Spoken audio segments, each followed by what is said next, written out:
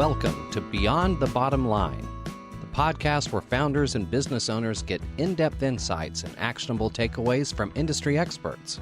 We're here to help maximize your revenue, streamline your operations, and keep more of your hard-earned money. Now here's your host, Miguel Alexander Centeno. Thanks for joining. I'm Miguel, founder and CEO of Centurion Firm, where I have the honor of leading a small tax strategy team serving businesses just like yours. And the cool thing about what I get to do is I get to work with businesses who are doing much cooler things.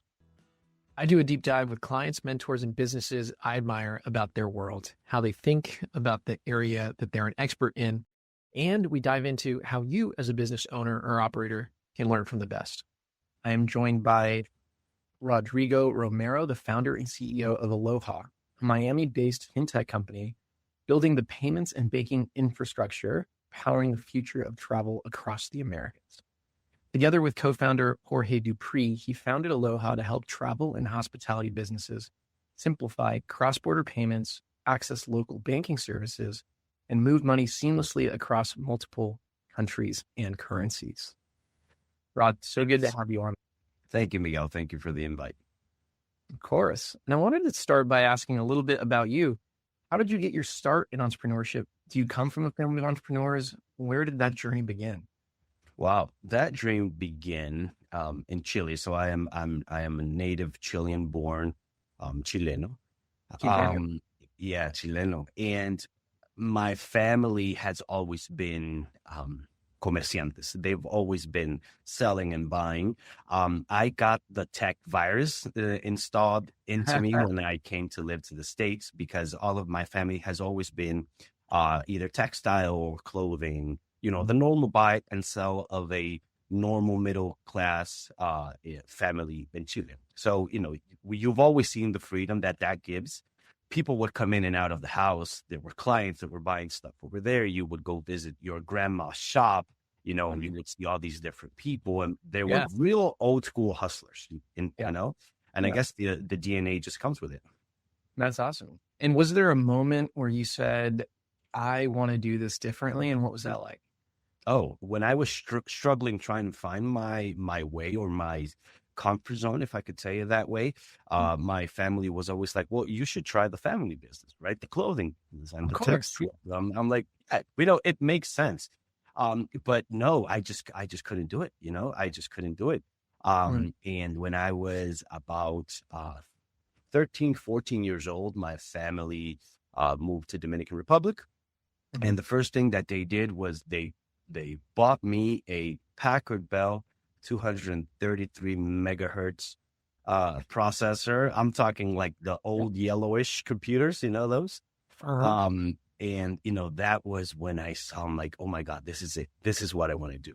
And it took me 5 days to pull that thing apart and break it, as I was just, so interesting in the chips and all of this stuff. So that's when I got into like more of the hardware tech type of things. And I just, literally closed the door behind me for the family business. I'm not interested in selling clothes. I'm not interested in the shoes and all of that traditional type of marketplace. So that was it.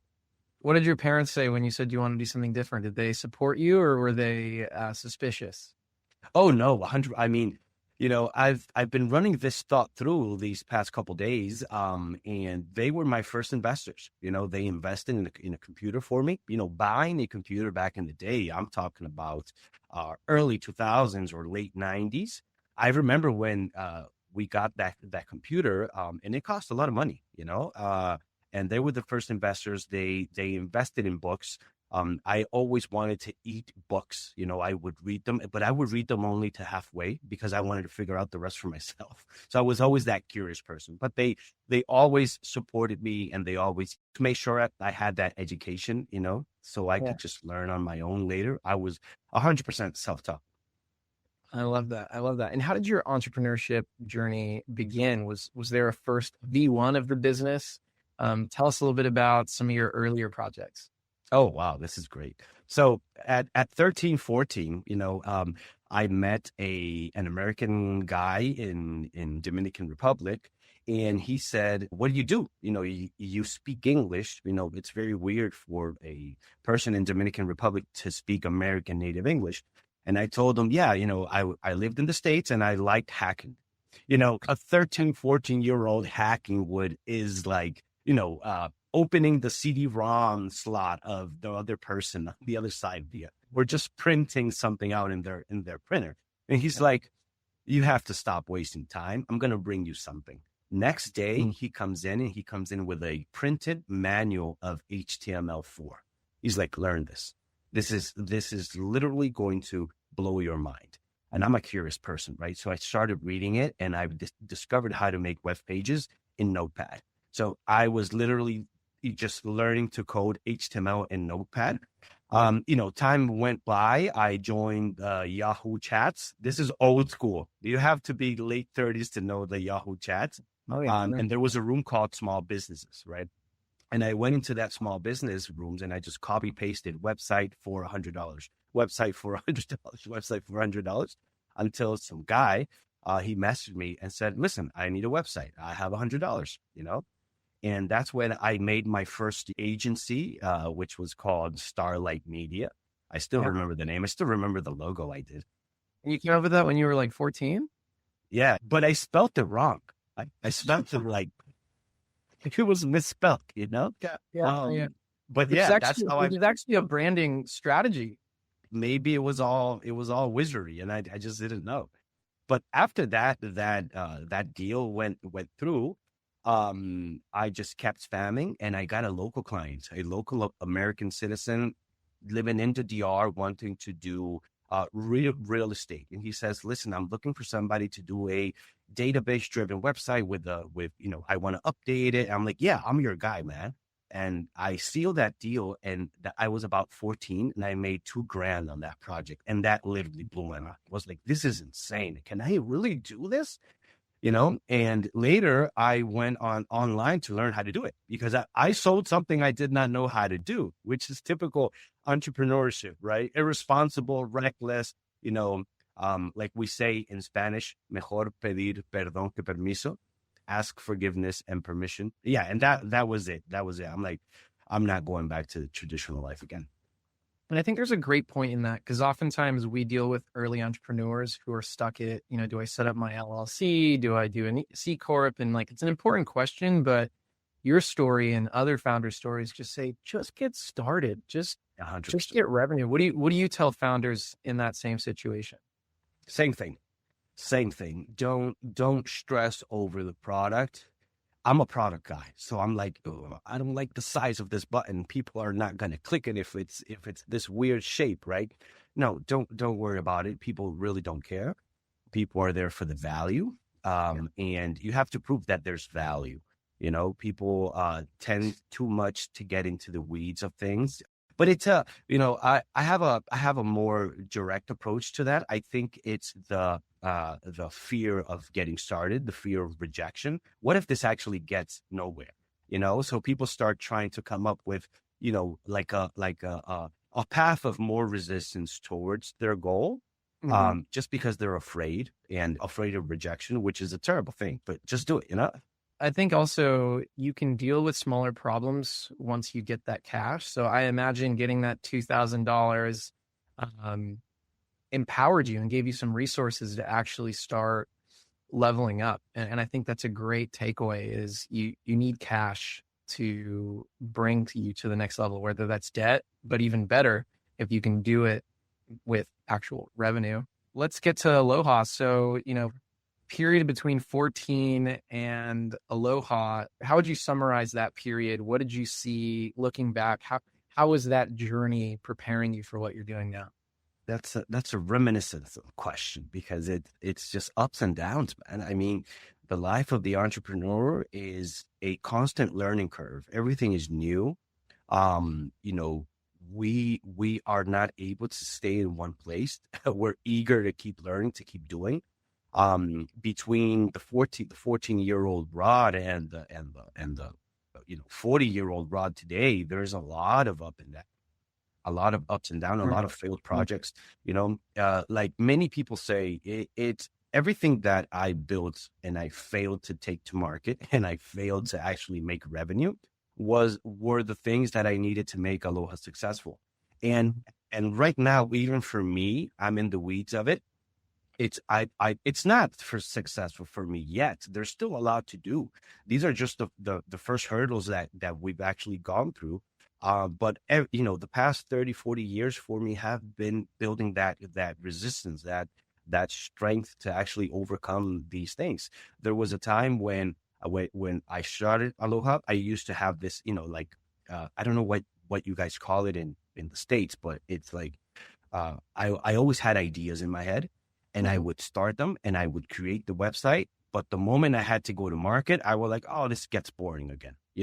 I had to really conquer that spot to actually push Aloha past that mental limitation that I had. And once it happened, it was amazing because I remember what I did was I built the website. I had a great name, a great domain, but we had no clients, right?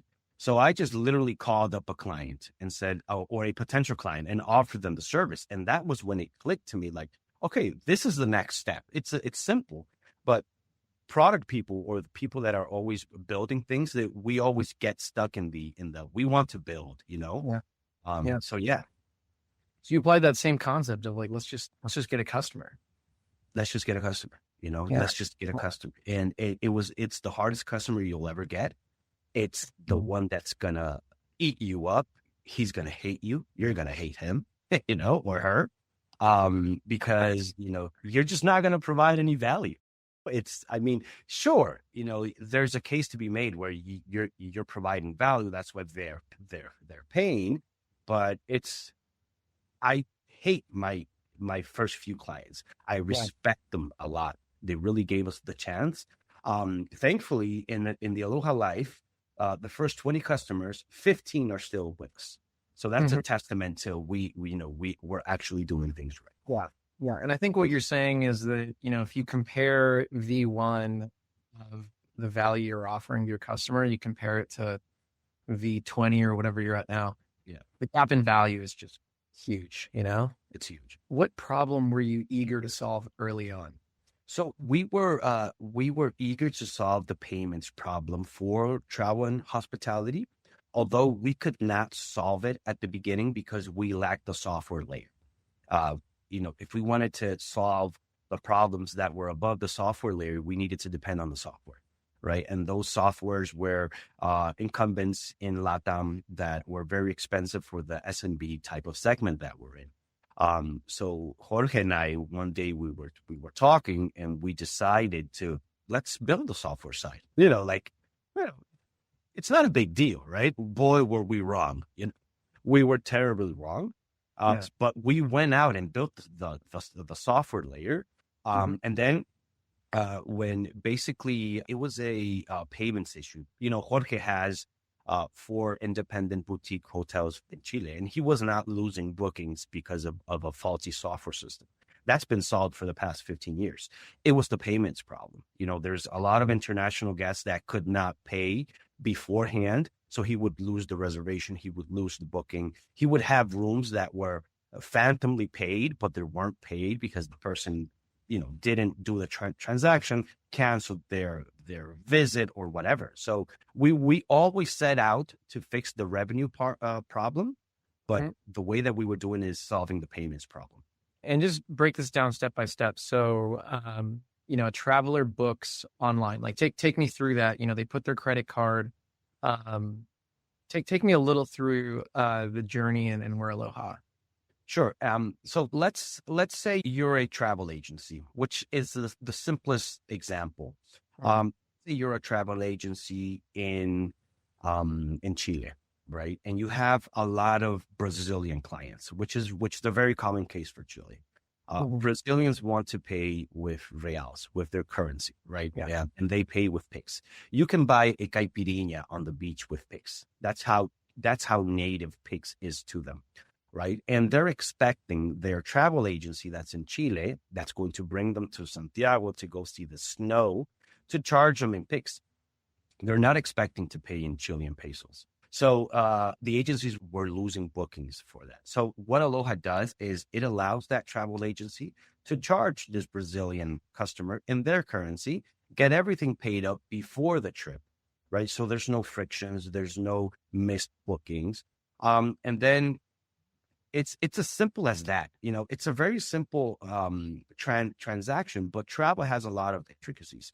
Travel has a lot of scams. Travel has a lot of chargebacks, a lot of frauds. So we had to really protect both sides, the agency because bad actor guests, and we had to protect the guests from bad actor merchants, right?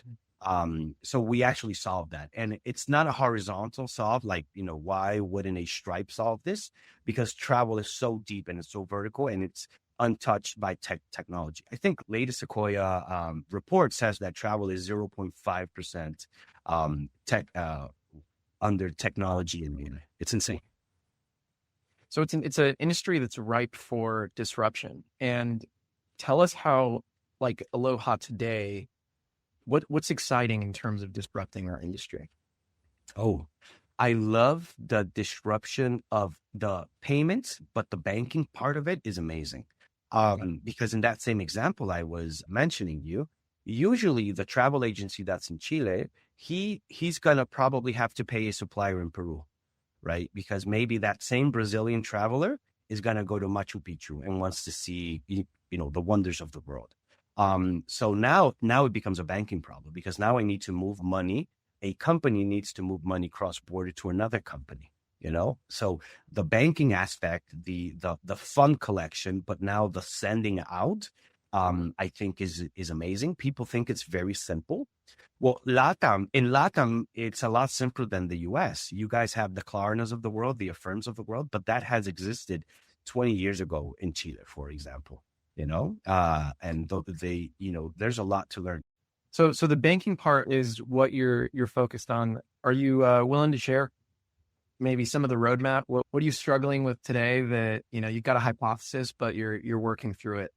Yeah, sure. So this is a bit maybe controversial, but since President Milei in Argentina got into office, a lot of the administration changes have made a lot of these high taxes that they paid, they have been lowering, right? But there's still a high tax. Like, for example, an Argentinian to pay cross-border with their currency, they get charged with impuesto país or a country tax, and it's a hefty 30% tax. It used to be over 60%, right? So the exchange rates and all that good stuff. So Argentina started now under this administration, they started using dollars to pay, right? So within our roadmap, we are working with local integrators and banks to actually accept Argentinian dollars. So any company, including U.S. companies, can now accept Argentinian dollars because that's the way that the Argentina economy is moving right now. And it's not easy because Argentinian dollars are within Argentina and they're not pegged to the U.S. dollar, right? Because there's an exchange fee. You need to move it somehow. Now that's really exciting. And just so I understand that tax, so you're saying if a Argentinian tries to pay outside of Argentina with Argentine dollars, historically they've had a huge tax, or tell me correct me if I'm understanding here. Yeah. So if Argentinians tried to pay outside of Argentina with Argentinian pesos, like letting the MasterCards of the world or the banks of the world do the conversion rate, they would get an impuesto país. They would get a big tax. So, everything was 30 to 60% more expensive. That's insane. So this can literally change like how willing the Argentinian market is willing to travel to other countries. 100%. You guys are looking at some really exciting stuff. Let me ask you a little bit about kind of the journey of Aloha, because I think a lot of people look at the business now and there's this bias that like, oh, okay, like Rod was a genius the whole time. It's the toughest decision you had to make in that journey. So we always built Aloha trying to solve the payment layer, right? That payment hurdle. And the toughest decision was, since we had to make that software layer, we started seeing revenue from that software layer. We were like, okay, we're getting traction on the software, but we want to solve this problem. And the hardest decision was when we saw the software was actually growing faster than the payment solution. Like, oh my God, this is not what we wanted, but, happy problem. We will take the revenue, of course. But then all of a sudden, we got to a point on the software where like, okay, now we can really hone in and put all the resources into payments. And within 2 months, payments became 75% of the company's revenue, like all of a sudden. And the hardest thing was, okay, we trained the team all this 18 months or, 12 months into what the software was, how to do onboarding, how to do support, how to sell it, how to object it, the battle cards and all of the revenue and the marketing side. And now we have to, all right, it's time. And it's not a pivot because the SaaS was always the wedge, but the payments was always the engine, which is what we were pushing, that was the architecture from day one. What changed is that the market caught up to us faster than we planned. So we just had to, push that back and full focus on the payments. Yeah. So you still have those two, wings of a plane, if you will, because you need both. But now you all of a sudden had to change your capabilities, if you will, to really put the front foot on the software layer. What was it like solving that? It's tough. So today we're a payments and a banking platform. And what we sell is an outcome, right? What we, get paid by any traveler, pay any supplier, and hold and move money in and out. That's what we're solving now. But the biggest hurdles were compliance. The biggest hurdles were, tax trees between countries. We had to find ways to make them move locally, if you may. A little bit of the secret sauce there. No, I mean, that's a good point. You've built in a highly regulated industry. What advice would you give to fintech founders who are entering market where innovation and compliance have to go hand in hand? Don't cut corners. Don't cut corners. Corners will catch up to you. You might save a few $1,000 this time, but it will catch up to you. That is really, really sound advice. The phrase I hear is banking the borderless traveler. And that's it's at the heart of Aloha's mission. What does it actually mean, and why is it becoming more important today? Today's economy is cross-border.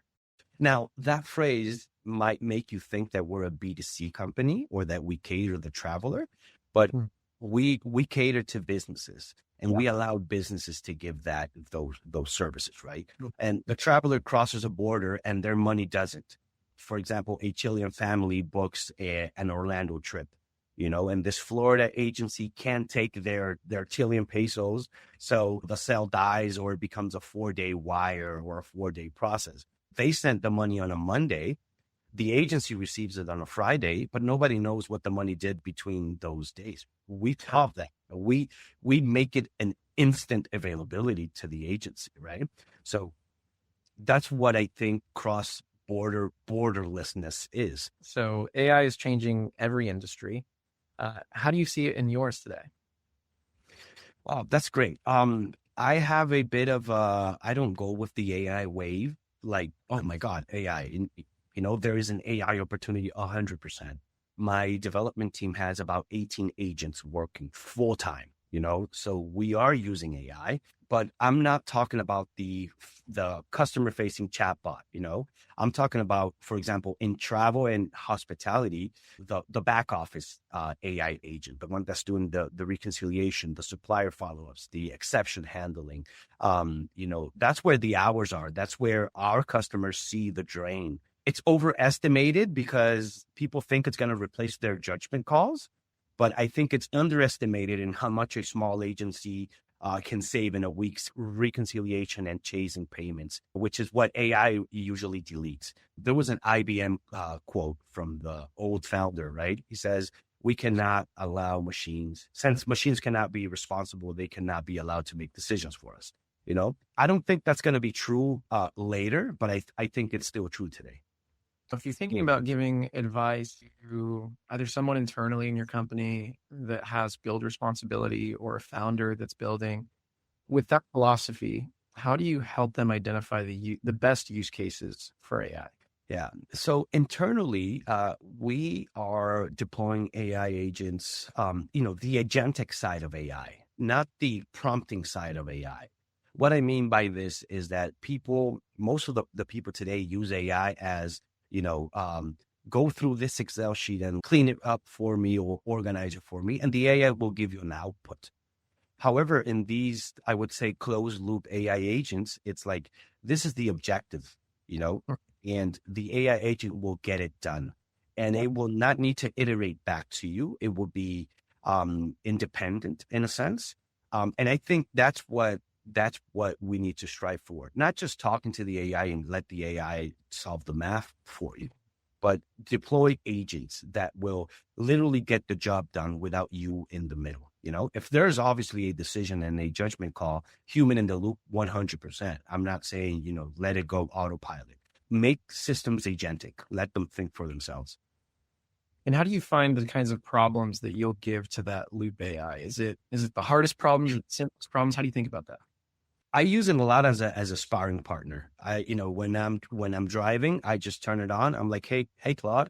He's like, Rod returns. I like how, it says that. And it's like, listen, I have this dilemma and I'm driving, so I can't have this agentic, thing, but I'm just driving and I'm sharing thoughts. And I always tell it, find the loopholes of what I'm trying to accomplish, find my blind spots of what you see, and, put your CEO hat on and help me think through this with these considerations, right?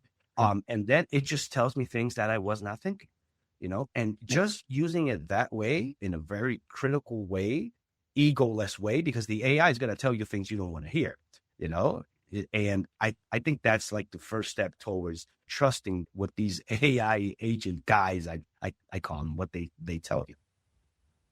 I love that. And you've taken us into leadership. I did want to ask you, is there a leadership principle that you believe is non-negotiable? I think onboarding is non-negotiable.